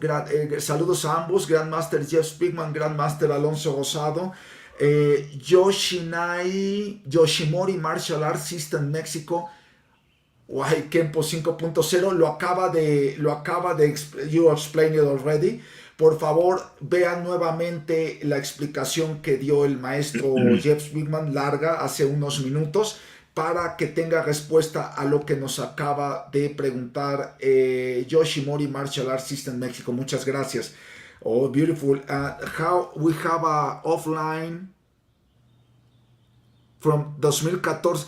Blanca says this t-shirt belongs to 2014. Wow. Think so? Great. Yeah, I think so. Yes. Okay. Beautiful. Thank you. Gracias, Blanca.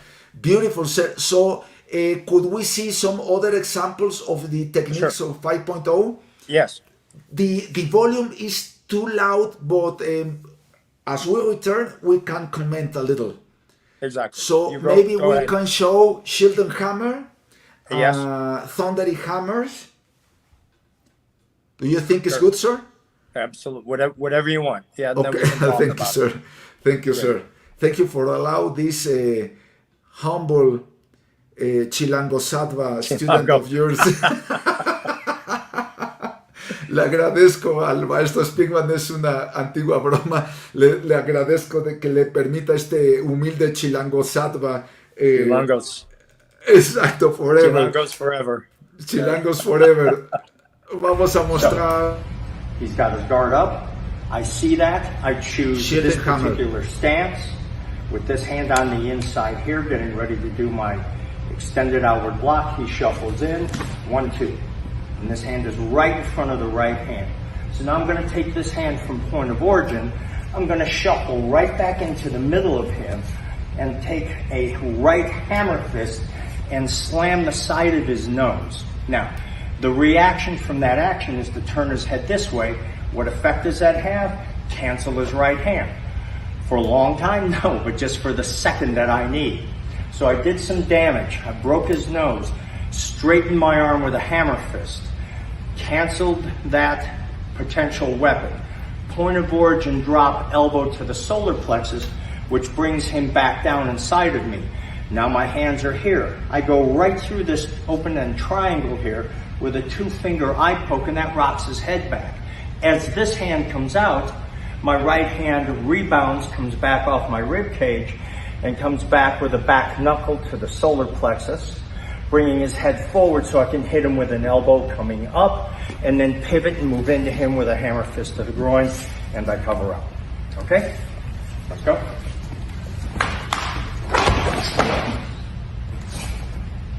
Okay? Ahí estamos viendo nuevamente los modelos de combate contra jab y contra cruzado. Si alguien no ha sentido el rebound del Master Jeff Speakman, is something out of this world to feel the power of that rebound hit. Now let's see Thundering Hammers, another classic Kenpo movement. Head 1, 2. Good. So you parried that.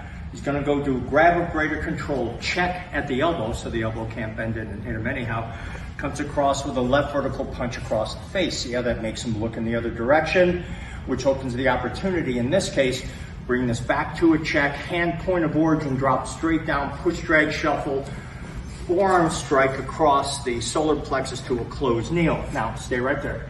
Notice his left hand is up here. Normally you wouldn't do that because you would keep your hand in play over here checking something, but because he shuffled forward, he's past him.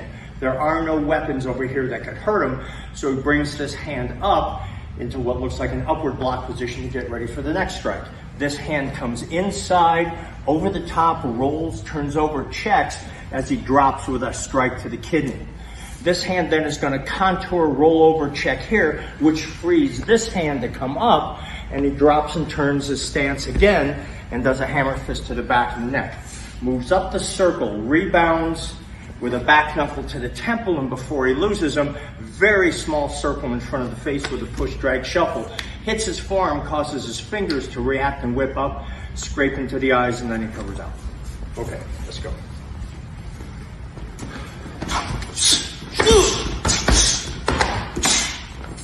That's it.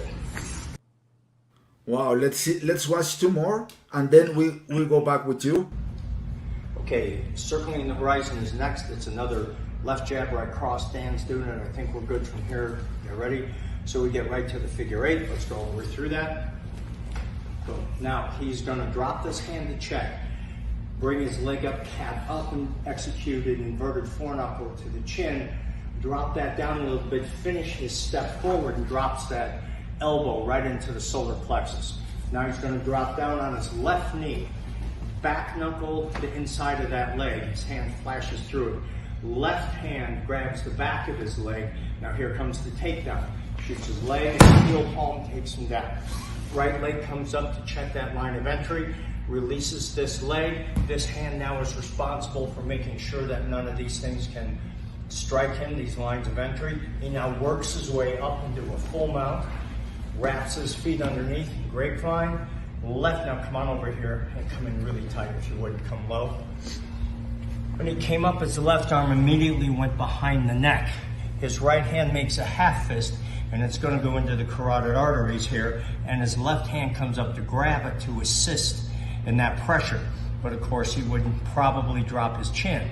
So he now takes his chin, puts it in his opponent's eye socket, pushes back to allow the hand to slip in underneath the mandible, does the choke until the tap, then he pushes his hands on his shoulders, comes up, steps with his left foot here to drop his right knee, steps with his right foot out, turns, sweeps that kick and follows with another kick, and then covers out that way. Good, let's go.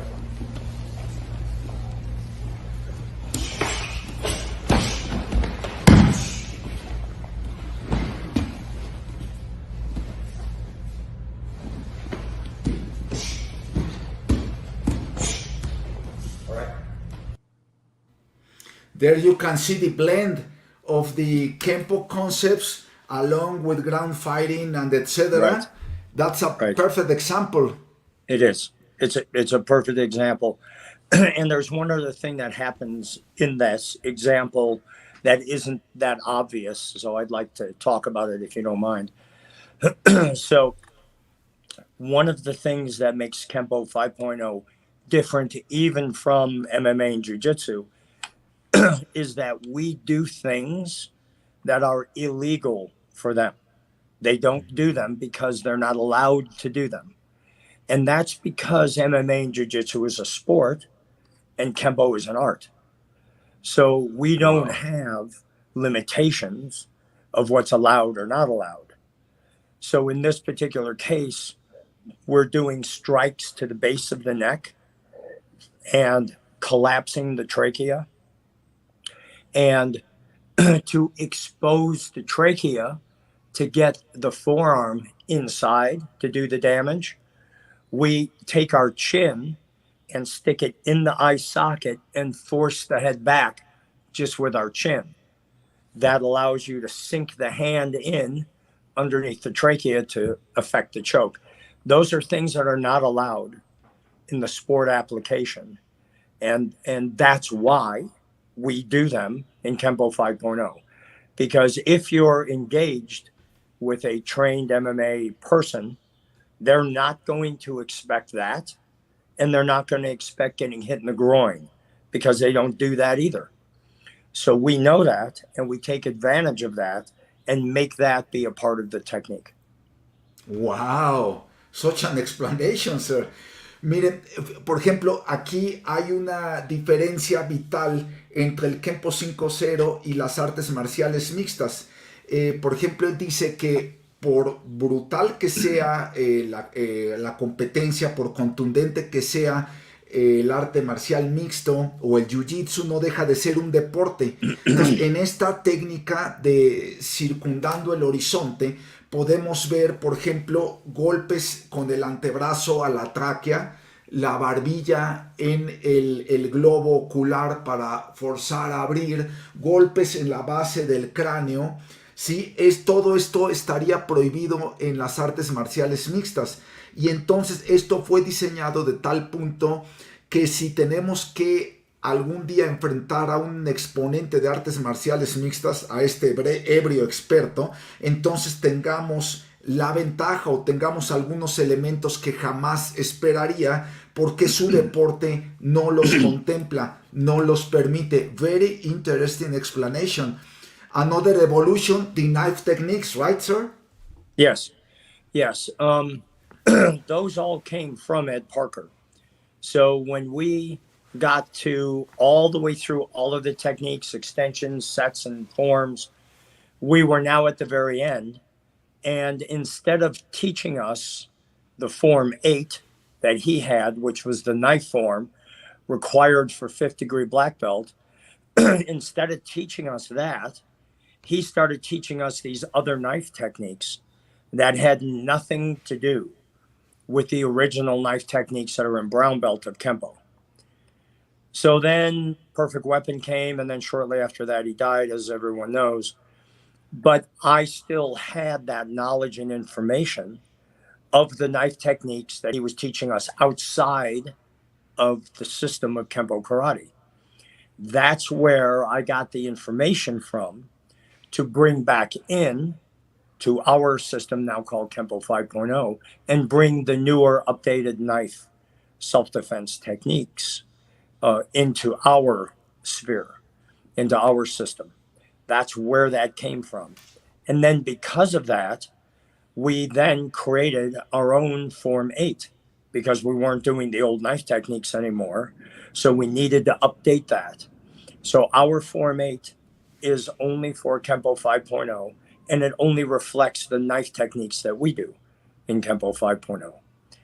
So it's very different from what is taught in traditional standard Kenpo karate, but it's obviously the place he was going. Otherwise, he wouldn't have stopped and taught us those techniques that are outside of the system of Kenpo.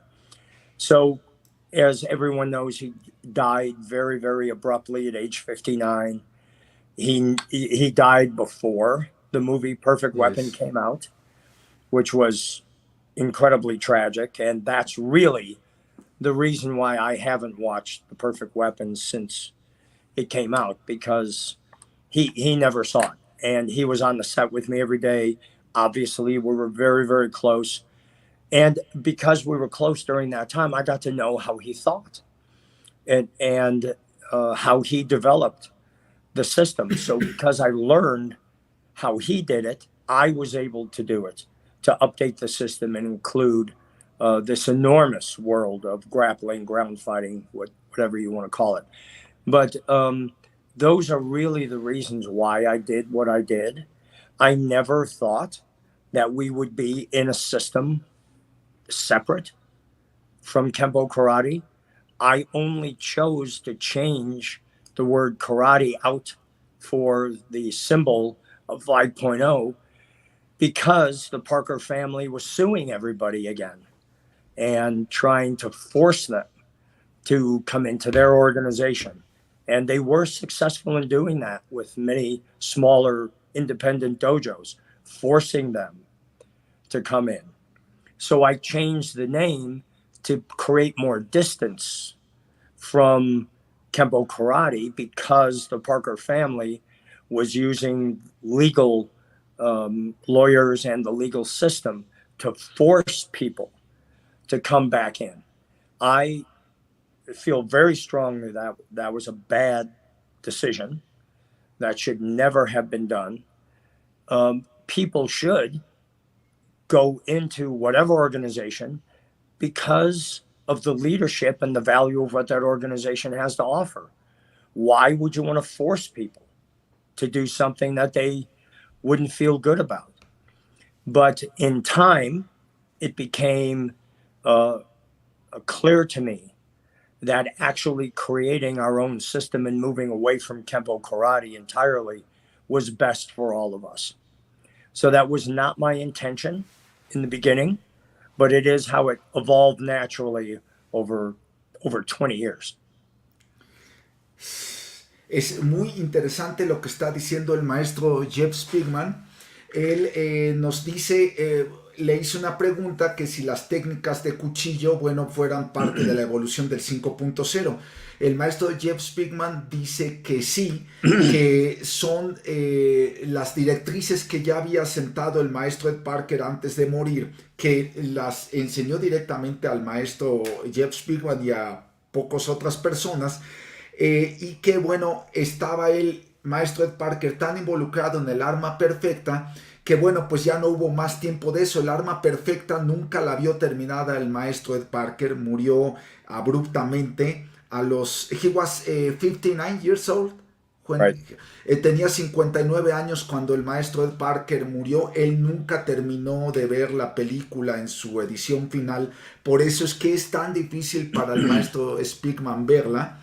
Y bueno, pues toda esa evolución él la incluyó, creó nuevas técnicas también siguiendo los conceptos del Kenpo. La forma 8 del Kenpo ya es totalmente diferente a la que existe en el mundo del Kenpo, es totalmente de 5.0 porque refleja las técnicas de cuchillo. Él jamás se imaginó que algún día estaría hablando de un sistema diferente al movimiento originalmente creado por el maestro Ed Parker. Nunca se planteó él crear su propia corriente.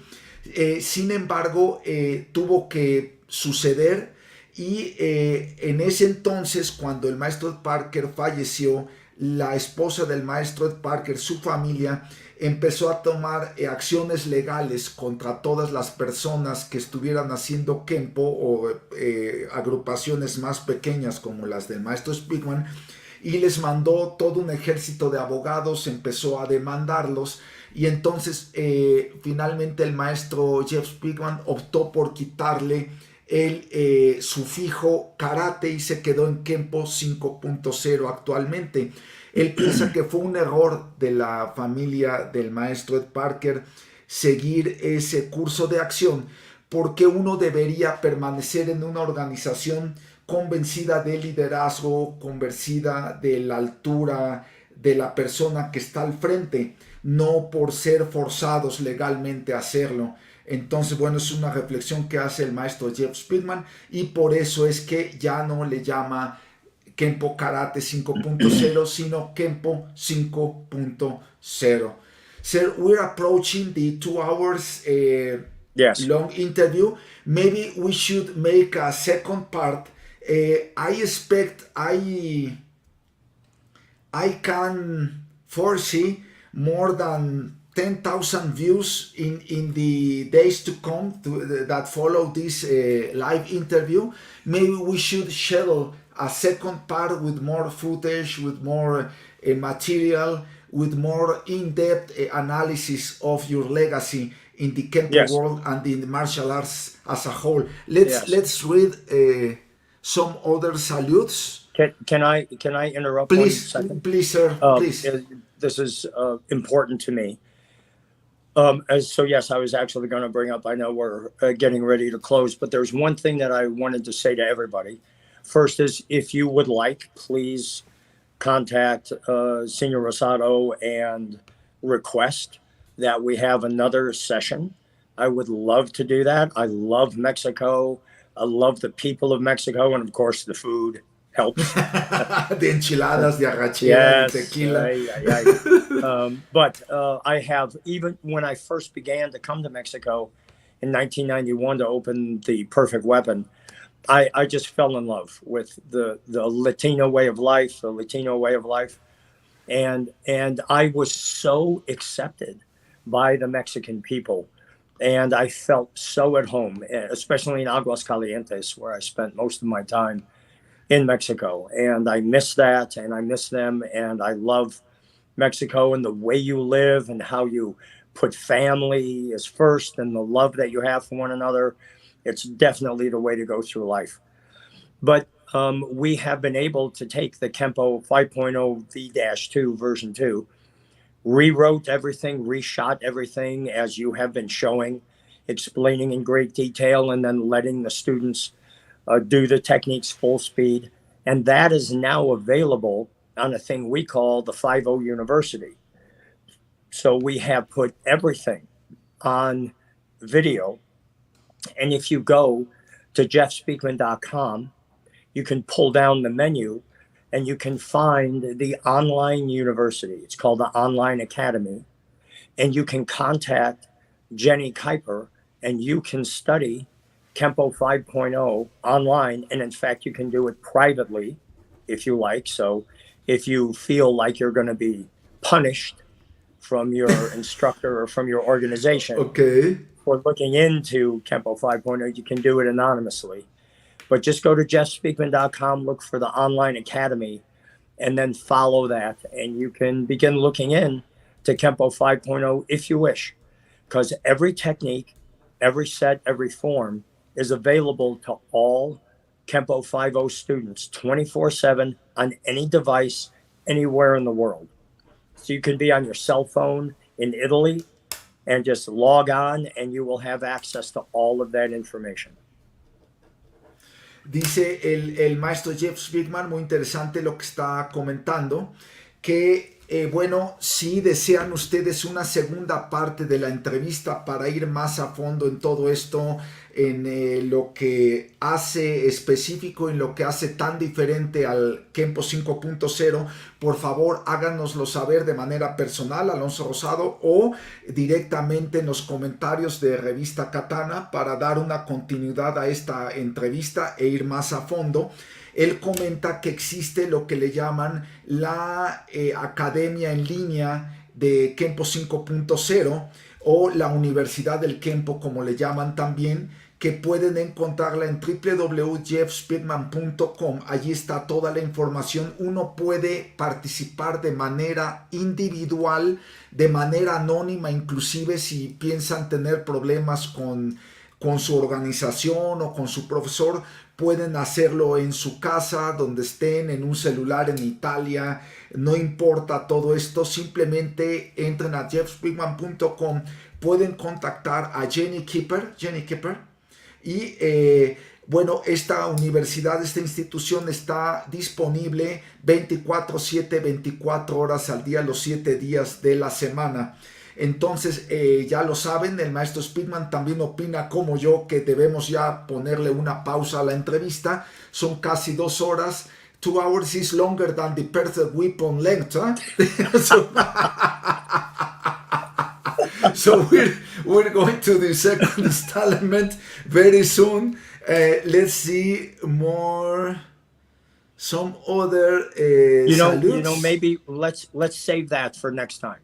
Exactly. Nice to see you again, Master Jeff Speakman. Sir, great. A final message for this first part of the interview with the perfect weapon, Jeff Speakman, the perfect weapon, the legend, the man, the legend. Okay, sir, last words for this first part, sir. Yes, all of my adult life, I have done the best that I can to live up to the real and true spirit of the martial arts. And what I recognized over time was that many people think the martial arts is about who you can hurt. But the truth is the martial arts is about who you can help. The lowest common denominator that brings us together is that you can beat somebody up. We should focus on how to help people instead of how to hurt people. And that is the real thrust of what the Kenpo 5.0 family is all about. So please think about that. And if you are of the same energetic value, if you look at life through that lens, then reach out to us, because you will find a very warm welcome here in the Kenpo 5.0 family. Wow.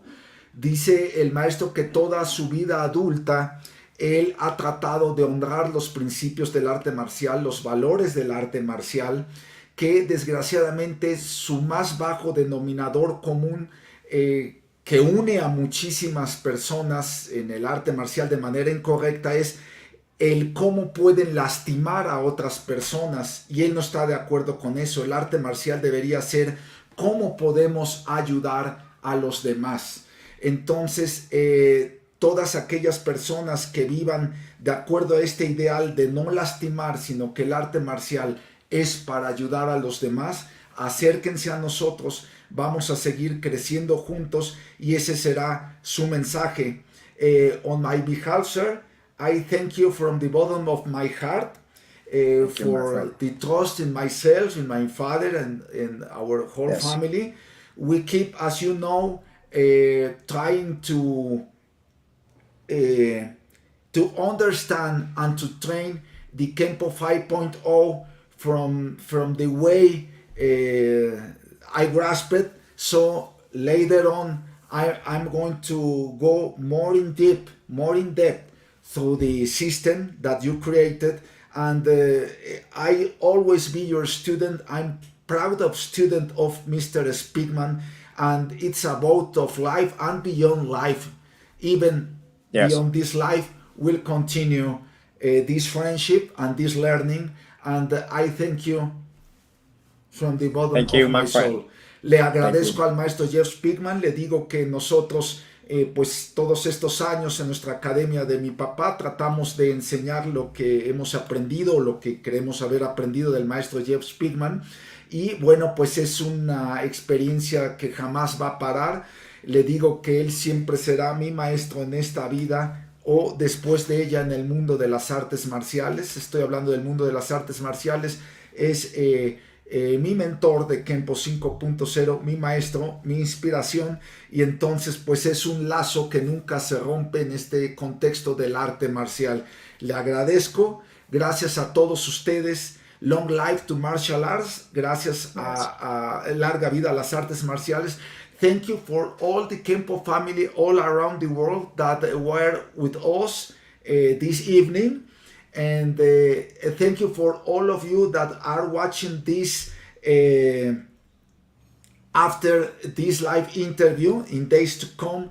Thank you so much for joining. Leave us your comments and see you very soon in the second installment of Jeff Speakman, the man, the legend, the martial artist. Thank you so much. Thank you. Gracias a todos ustedes. Vamos a dejar unas escenas del del arma perfecta. As we say, see you soon. Hasta la vista, master. Hasta la vista. Chilangos forever, sir. Chilangos forever. Not only do we have you in Mexico City, but we have Querétaro as well. So there are places to learn in Mexico, which I hope will grow from this moment. And to all my friends out there, cuidado mucho. Gracias. Dice que los dos lugares donde se puede aprender Kenpo actualmente es en la ciudad de Querétaro, donde hay un representante del maestro, en la academia de mi padre, aquí en la Ciudad de México, y espera que a partir de esta entrevista esto continúe a crecer más y más. Kenpo, Orquídez, beautiful interview, gran entrevista, hermosa entrevista, muchas gracias. Erika Potter from Santa Fe, muchísimas gracias, Erika Potter. See you very soon, sir. God bless you always. Yes, take care. Bye bye now. Bye bye, sir. See you soon. Ciao. Let me. Aquí están estas imágenes y nos despedimos. Imágenes del arma perfecta, el maestro Jeff Speakman en acción. Vamos a dejarlo haciendo forma larga 4 con movimientos de Goju Ryu, con movimientos de otros cintas, de otros cinturones del Kenpo Karate, y despedimos la emisión, que es la más larga hasta el momento en la historia de las entrevistas de Revista Katana. Gracias a todos. Esto es Arte Marcial para México y el mundo.